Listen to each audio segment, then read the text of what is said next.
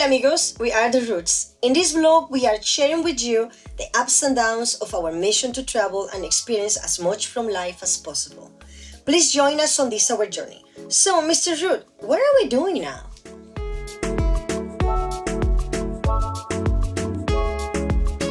On today's episode, this is the day we've been working so hard for, and it's finally here.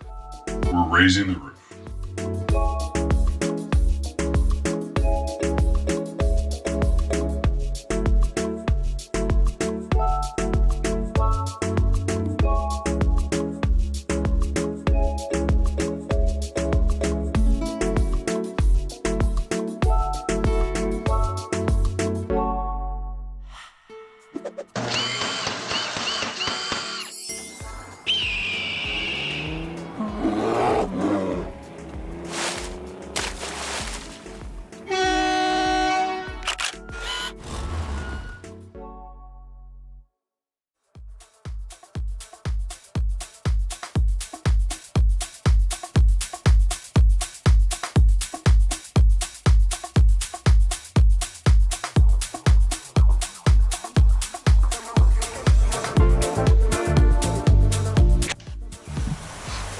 Good morning. It's a nice Saturday. It's nice and warm outside.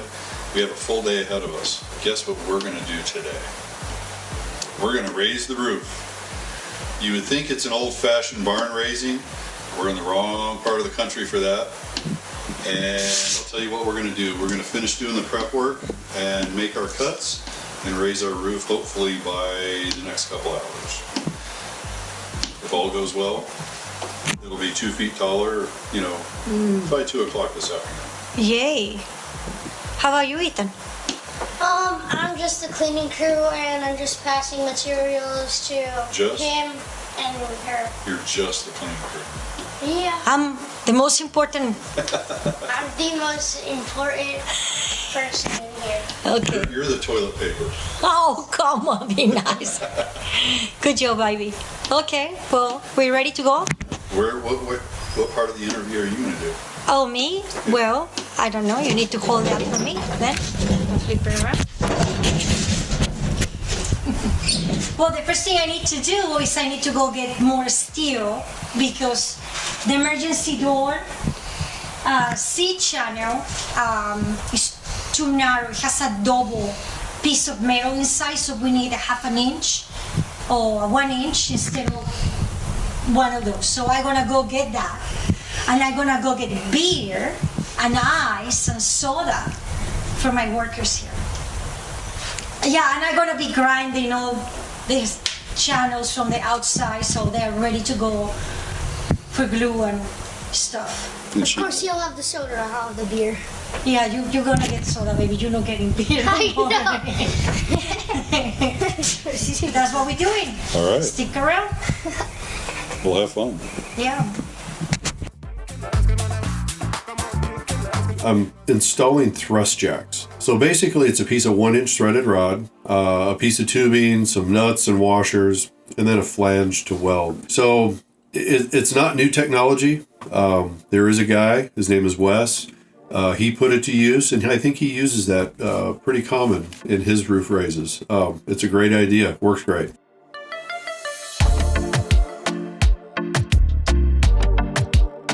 So what I'm doing is I'm welding these tabs in place, making sure that I have at least 4 lift points. You could probably put more like 6 or 8 and feel more secure with it. I can tell you when we did ours, we only had 4, and it was a little sketchy when we made the final cut.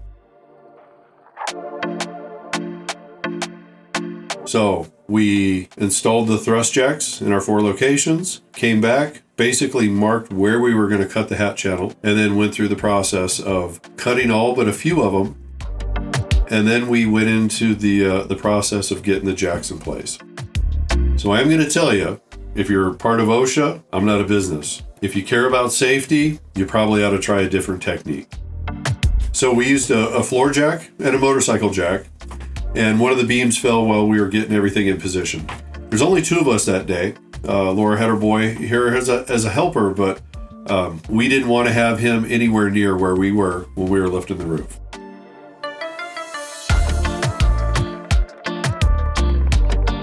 So we applied pressure with the jacks, made a cut, made sure everything was stable, it wasn't going to fall apart. And then once we got the last of the 4 pieces, there was a big clunk.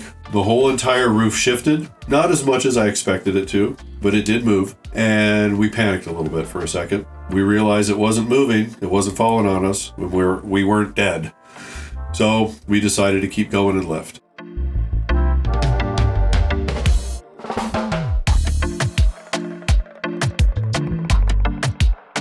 So we'd periodically lift with the jack and then come back and adjust the screws. So what we did is we raised the roof 2 feet. So what I did is I measured all the way around. Everywhere there was a cut, it had to be 24 inches. That's just the way it was going to be. And it ended up coming out perfectly square.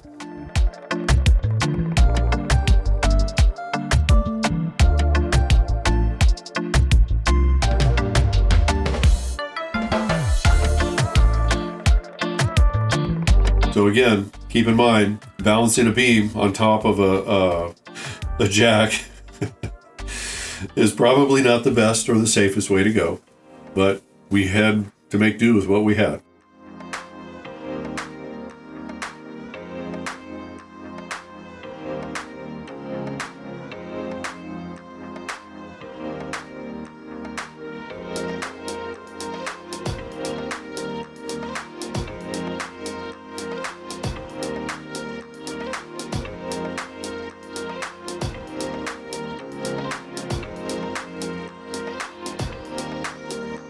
So once we had it raised, then we come back and we start filling up those hat channels with pieces that are already pre-cut.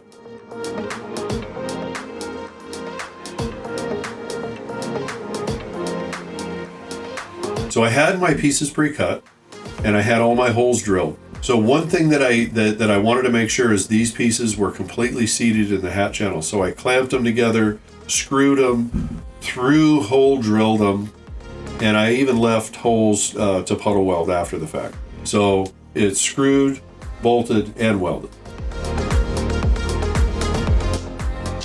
So we are awesome neighbors helping us now. Hello. Hi guys. Hi. So introduce yourselves. I'm Faith. I'm CJ.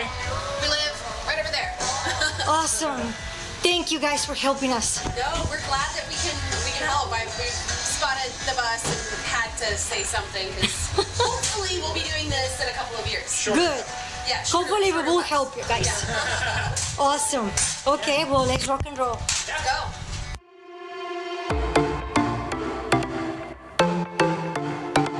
So here you can see I'm spreading open the hat channel a little bit. Some of the pieces of hat channel were a little tighter than others. That's just part of the manufacturing process from the Bluebird factory. So what I did is open it up. That allowed the square tubing to fit in tight. So keep in mind, this is 1.5 inch hat channel. So I had to use 1.25 inch square tubing.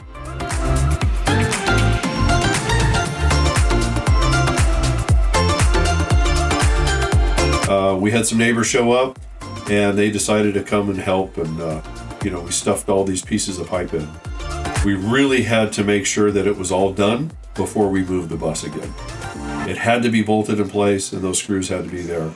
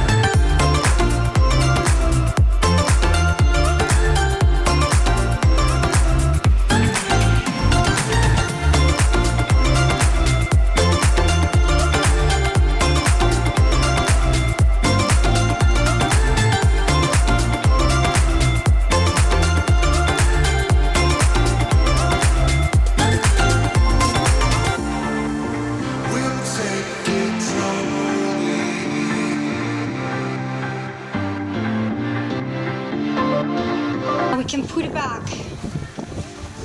and park it until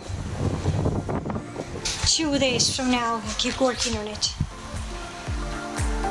So hard. We're really thankful with our neighbors that came to help us at the end. They were so sweet to do that. Thank you guys for helping us. We're excited. We'll help more. You will.